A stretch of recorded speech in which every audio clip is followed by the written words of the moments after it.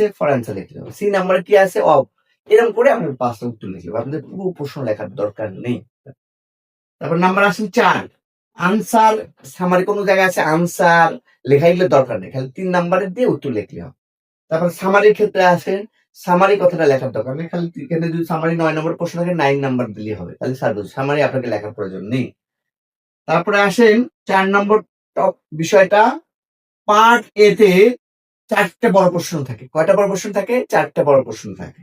এখানে কিন্তু আপনি ঘড়ি একটা রাখবেন এবং ঘড়ির আগে আপনি দেখবেন যে একটা বড় প্রশ্ন 20 মার্কে 30 মিনিট করে ধরবেন, তাহলে 4 30 ও 120, তাহলে এখানে 2 ঘন্টা। পরীক্ষায় আপনি কিন্তু 3 ঘন্টা করে 9টা থেকে শুরু হয়, 10 11 12 3 ঘন্টা।